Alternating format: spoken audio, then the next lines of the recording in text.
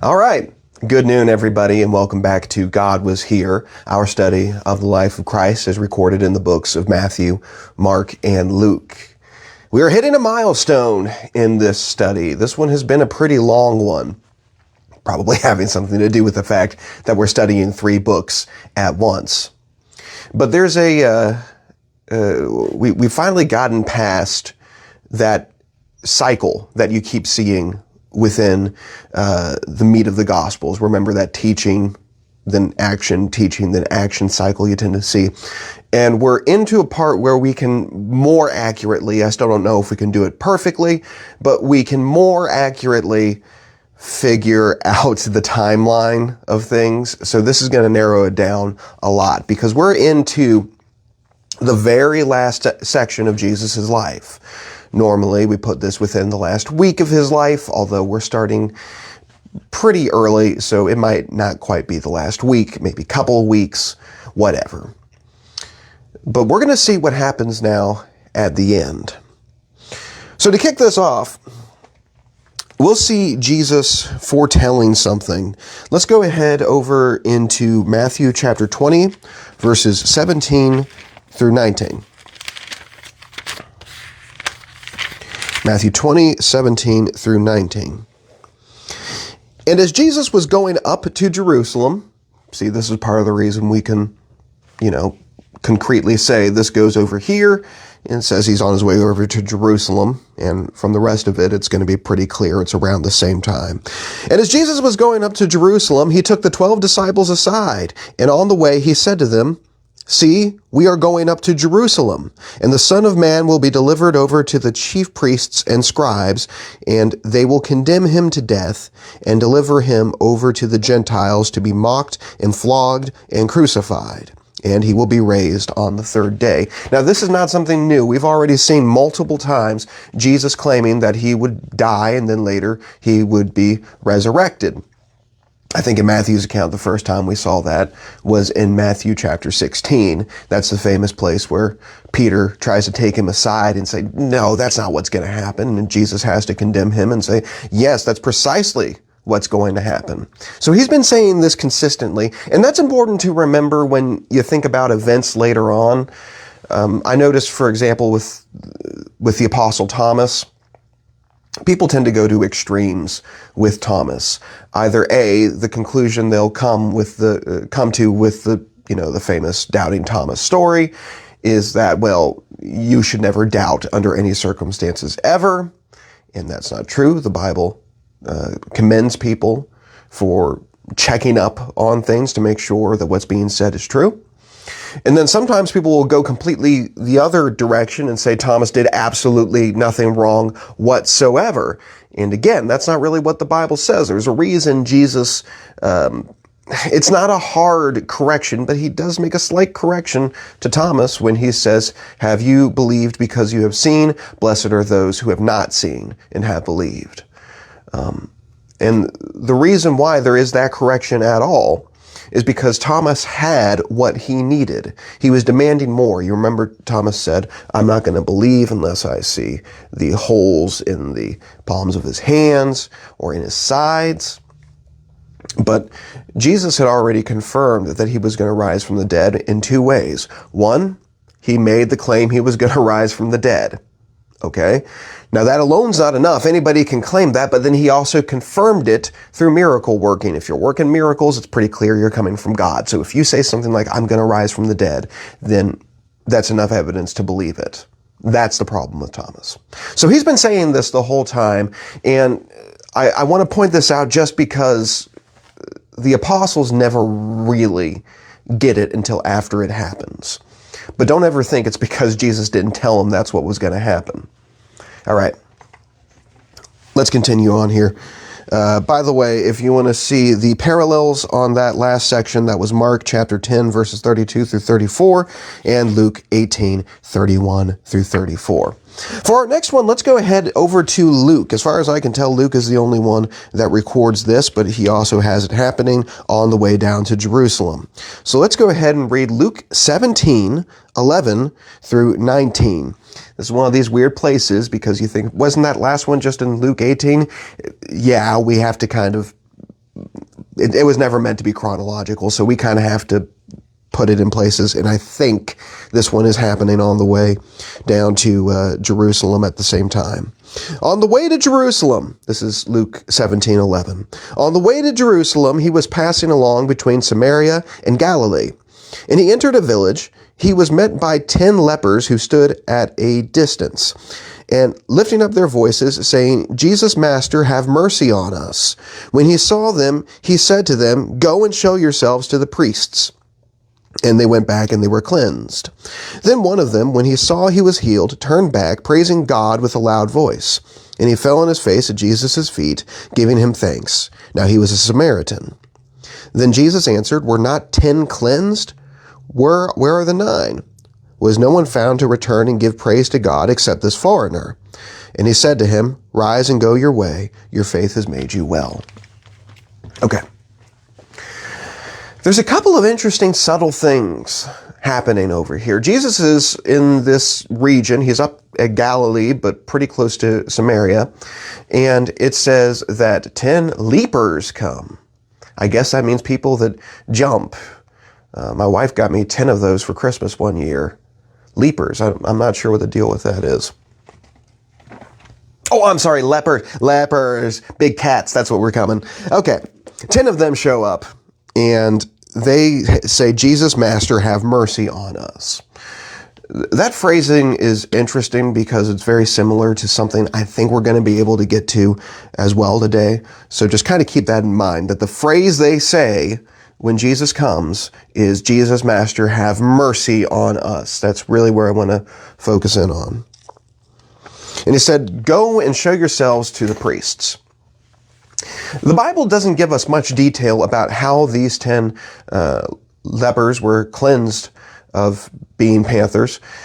But on the way over there, apparently, they go show themselves to the priest and they are cleansed.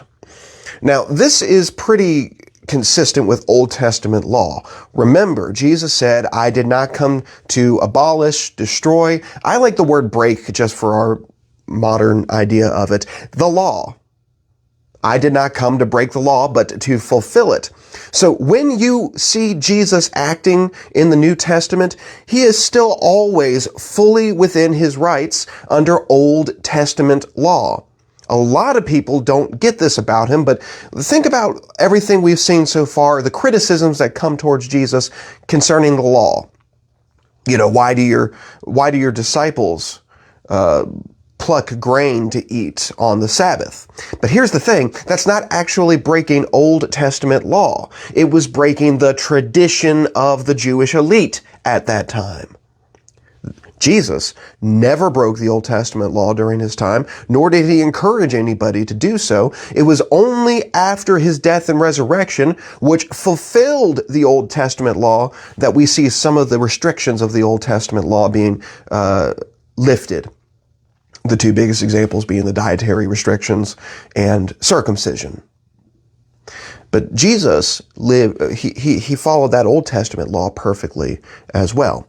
And here we see an example of that, because when he cleansed the lepers, he tells them to go and show themselves to the priest. Now, why would you do that? Because under the Old Testament law, there was a process. If you had leprosy, we had to make absolutely sure that if you got better, that it was gone. Because, of course, this is an extremely dangerous and contagious disease. So there was a process. You show yourself to the priest. The priest has been trained in what to look for to see if the leprosy has gotten better. So he's encouraging them to follow the law here. Then after that, they find themselves cleansed, and of course they're all happy, but only one comes back to Jesus. And that one just so happens to be a Samaritan, the implication being that the rest of them were Jews. And Jesus marvels that only one comes back to praise God. Now, there's also an interesting claim of divinity, I think, in that, because the person came back to thank Jesus and he said he's praising God. Therefore, Jesus is saying that he is God. But I also can be pretty confident that the rest of them didn't even praise God in the more, shall we say, traditional sense. right? They didn't pray to God, and I'm sure Jesus, with his perfect knowledge, knew that they didn't do that. And this really shows to illustrate for us who is accepting Jesus. A big theme of the New Testament, particularly the Gospels, is that the people who are supposed to be first in line for this new kingdom that Jesus is establishing are the ones who end up rejecting it. A lot of people will try to let you know, or rather try to tell you, that the old Jewish kingdom of Israel is still valid, that God still has as a chosen people on earth the Israelites, and that they are somehow a priority. That hasn't been true for 2,000 years. Just hasn't. In fact, they are the ones who are supposed to first accept the kingdom, and they reject it. Even some of these ones who are humble. Obviously not all, but even some of these humble ones, such as lepers, they are slower to accept the kingdom than the Samaritan over here. And that's going to be a big theme of the teachings of Jesus. All right. Let's go back over into Matthew's account. I think Matthew would be best for this. Yeah, let's go into Matthew's account. There is going to be a difference between Matthew and Mark's account, but this next one is interesting, and I think Matthew is going to be just a little bit more detailed for us, and a particular detail that Mark leaves out. So let's go over to Matthew chapter 20, verses 20 through 28. And then if you want to look in Mark's account, that's Mark chapter 10, verses 35 through 45. As far as I can tell, Luke doesn't record this. So Matthew 20, 20 through 28. Then the mother of the sons of Zebedee, right, reading comprehension test right now, who were the sons of Zebedee? James and John. So it's James and John's mother. Then the mother of the sons of Zebedee came up to him with her sons, and kneeling before him, she asked him for something. And he said to her, "What do you want?" She said to him, "Say that these 2 sons of mine are to sit, one at your right hand and one at your left in your kingdom." Jesus answered, "You do not know what you are asking. Are you able to drink the cup that I am to drink?" They said to him, "We are able." He said to them, "You will drink my cup, but to sit at my right hand and at my left is not mine to grant, but it is for those whom it has been prepared by my Father." And then, when the 10 heard it, they were indignant at the 2 brothers. But Jesus called them to him and said, "You know that the rulers of the Gentiles lord it over them, but their great ones exercise authority over them. It shall not be so among you, but whoever would be great among you must be your servant, and whoever would be first among you must be your slave. Even as the Son of Man came not to be served, but to serve, and to give his life as a ransom for many." Okay. By the way, I mentioned that there's a difference between this and Mark. Mark doesn't mention that the mother does this. Mark has it happening as James and John directly ask Jesus, who can they sit at the right and left hand of Christ? Now, this difficulty has a couple of solutions. Number one is that we can never totally discount that these 2 men are actually talking about 2 different events. Now, I don't think that's what's happening here, but it's a possibility. And someone might say, well, the phrasing is very similar. Well, that's true, but often Jesus' answers are similar in events that we know are different from one another. And so it's not that much of a stretch to think that the questions would be similar. Again, I don't think that's what's happening. It's similar enough in coming around the same point at the narrative to get a pretty good clue this is talking about the same things. So what's going on here? I just think it is that Mark happens to leave out the detail that their mother was there and has them asking directly. It's entirely possible that the mother asked, and so did James and John. And as you read through Matthew's account there, it kind of becomes clear that they're asking as well. So they want to be great in the kingdom, and their mother wants them to be great in the kingdom. You might understand why the other 10 get a little indignant at them. Really? You got your mom to ask Jesus about this? It's kind of like taking your parent to a job interview, right? Pretty lame move. But Jesus is going to answer this. First of all, he asks, are you able to drink the cup that I'm able to drink? He's probably talking about the persecution that he is going to endure, particularly the cross, of course. I don't necessarily think that he's trying to say that they are going to die by the cross exactly. I mean, for one, we know while James was martyred, it was not by the cross. He was beheaded by Herod. And then we don't know for sure how John died, but tradition holds that he actually wasn't executed at all. He was the only one of the apostles traditionally not to be martyred.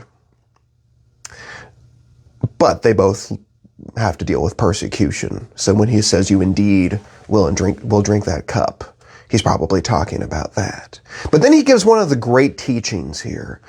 He says, whoever would be first among you ought to be last, and whoever would be greatest among you ought to be the slave of all. This is one of the most important concepts for a Christian. I should not be searching for earthly power. It's not an appropriate thing for a Christian to really even desire. I can say that with confidence because in other places, 1 Timothy 5, for example, the Bible tells us that it's not appropriate for a Christian to desire to be rich. I don't feel bad stretching that just a little bit to say it's not appropriate for a Christian to desire to be extremely powerful. Now, is it possible that somebody can become rich without desiring it? Yes. Is it possible that somebody can become powerful without desiring it? Yes. But we should not be looking to lord it over one another. Even if we do have power, this is one of the great differences between Christianity and just about every other concept in the world. Because when you see that leadership is put upon certain Christians, and it is, spiritual leadership is put upon, say, elders, for example, husbands, parents, you should be looking, however, to be a servant. You're not looking at this as an excuse to, now I get to have my way. No, it's the exact opposite. Leadership is a burden if it is Christian leadership. I understand that not everybody is going to take it that way, and it's a shame, and they'll have to answer for it. But when you are put in some position of godly leadership, and the vast majority of us will be put in some position of godly leadership, you remember and you never forget in your head, this is my responsibility to serve others. If Jesus himself did not lord over his power as the Son of God, but rather saw himself as one to serve others and to give his life as a ransom for many, then I should not be looking to lord over others either. Later, and this is not recorded in the Synoptic Gospels, but it is recorded in the book of John, Jesus is going to demonstrate this. Jesus was great at both showing and telling. So he's told this, and then he'll show this during the Last Supper by washing the disciples' feet. There you go. Okay, we do have time to get into one more of the things that are happening on the way down. Remember, our context is he's been up in Galilee. William Okello, true leadership is a burden. Exactly. That's the Christian concept here. Thank you, William. So he's been up in Galilee, and we have been moving down through Samaria into Judea. At this point, we are into Judea because we are going to be specifically mentioning Jericho. And let's go ahead. Which one do we want to use on this? Let's go ahead and use Matthew's account because we're actually going to read a couple of accounts on this. Matthew chapter 20, verses 29 through 34. And as they went out of Jericho, a great crowd followed him. And behold, there were two blind men sitting at the roadside. And when they heard that Jesus was passing by, they cried out, Lord, have mercy on us, Son of David. The crowd rebuked them, telling them to be silent, but they cried out all the more, Lord, have mercy on us, Son of David. And stopping, Jesus called them and said, What do you want me to do for you? They said to him, Lord, let our eyes be opened. And Jesus in pity touched their eyes, and immediately they recovered their sight and followed him. Okay, so Jesus is coming out of Jericho. Apparently he was in the city of Jericho. And as he's going out, there's these two blind men, and they are crying, "Lord, have mercy on us, Son of David." And the crowd wants them to be quiet, but he has mercy on them. He touches them, they receive their sight, and they become disciples. It's a nice story, but the reason this is famous is because it does bring up a difficulty for us. Let's look at the exact same account in Mark's account. This is Mark chapter 10, verses 46 through 52.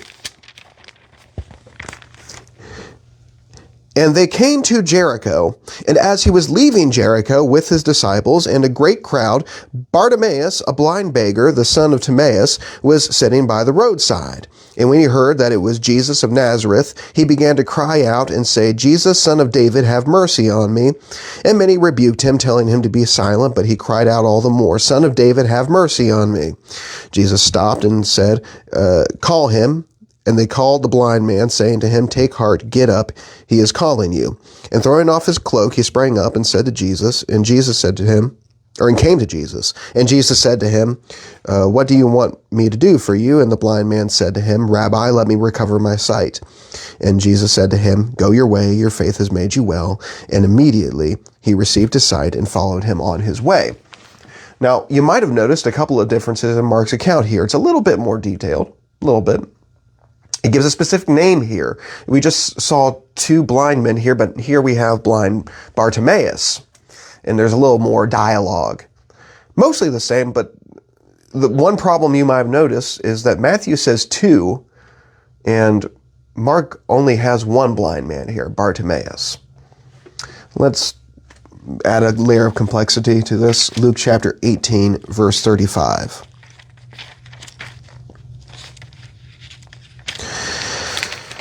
Luke 18:35. And as he drew near to Jericho, a blind man was sitting by the roadside begging. And hearing a crowd going by, he inquired what this meant. They told him, "Jesus of Nazareth is passing by." And he cried out, "Jesus, Son of David, have mercy on me." And those who were in front rebuked him, telling him to be silent. But he cried out all the more, "Son of David, have mercy on me." And Jesus stopped and commanded him to be brought to him. And when he came near, he asked him, "What do you want me to do for you?" He said, "Lord, let me recover my sight." And Jesus said to him, "Recover your sight, your faith has made you well." And immediately he recovered his sight and followed him, glorifying God, and all the people, when they saw it, they gave praise to God. Okay? Looks very similar to Mark's account, right? But there's one little detail that's going to make this all the more complicated. Luke said that Jesus was coming into Jericho. He is approaching Jericho. Mark said that he was leaving Jericho. Okay. So, and by the way, Matthew also said that he was leaving Jericho. So do we have a contradiction here? Because we have three different stories. Well, let's deal with the easiest one first. Why Matthew has two men, Luke has one unnamed man, and then Mark has one named man, Bartimaeus. It's a pretty simple solution. There were two men there. Luke and Mark just didn't go into all the detail and didn't talk about the second guy. That's not really a problem at all. You don't have to talk about every single thing that happened or every single person that Jesus healed. This is a pretty easy one. So that one doesn't really bother me all that much. The other one is a little bit more interesting and probably a little bit more famous because Luke has Jesus coming into Jericho when this happens. Matthew and Mark have him leaving Jericho when this happens. Now there's a concept we have to remember when we're dealing with these difficulties, which is we don't actually have to know precisely what the answer is. We just have to show a possibility that both things can simultaneously be true. And there are a couple of them. The most famous solution to this is that they're talking about two different Jerichos, because there actually were two different Jerichos. There was the old city of Jericho. These would have been historic ruins. Right? You go back to the book of Joshua if you want to see why those are historic ruins.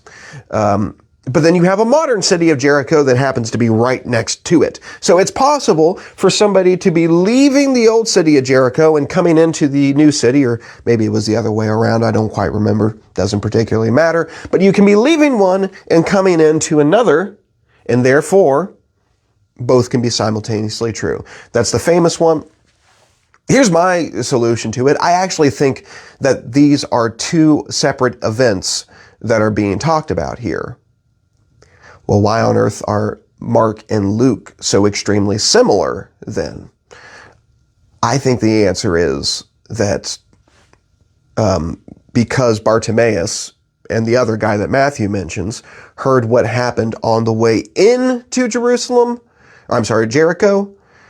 he decided to try the exact same thing on the way out, down to the point that we're phrasing things almost exactly the same way. Remember, towards the top of this, I wanted you to remember the phrasing of those 10 lepers back up in Galilee / Samaria when they said, "Have mercy on us." That's also extremely similar phrasing to what we see over here. They both add in the Son of David line, but they all also say, "Have mercy on us." I think Jesus' reputation preceded him. I think a lot of people wanted to be healed by Jesus. And you know how people are. They can be superstitious sometimes. And I think it's a very strong possibility that they thought, well, hey, maybe if I phrase it exactly like these people did before, that will increase my chances of getting healed. I'm guessing Jericho had a fairly tight-knit blind community. They know who everybody was. And so you might just hear, hey, this blind guy, while Jesus was coming into the city, said this phrase, and Jesus healed him. So I'm going to take my buddy over here. We're going to be waiting for when Jesus comes out. We'll say the same thing, and maybe Jesus will heal us as well. That's what I think probably happened and why you have this difficulty. But maybe I'm wrong. Maybe it was the old Jericho and the new Jericho thing. That's what I'm talking about when I said we don't have to actually know what the solution is. We just have to show possibilities. As long as there is a possibility that two things can be simultaneously true, then we cannot say that there is a contradiction. You don't have a contradiction here. Jesus shows mercy on blind people here. We know that for sure.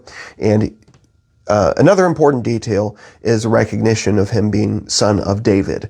This is when you start to see people really understanding that he is the Messiah. And that's probably what that is a reference to. All right. Well, I think that will just about wrap up things for now. Go ahead. We're going to be getting into Jesus actually coming into Jerusalem pretty soon, and that's when things the intensity is really going to be ramping up. So that's what we're going to be looking into next week. Until then, I love you all, and I hope you have a wonderful week. Thank you.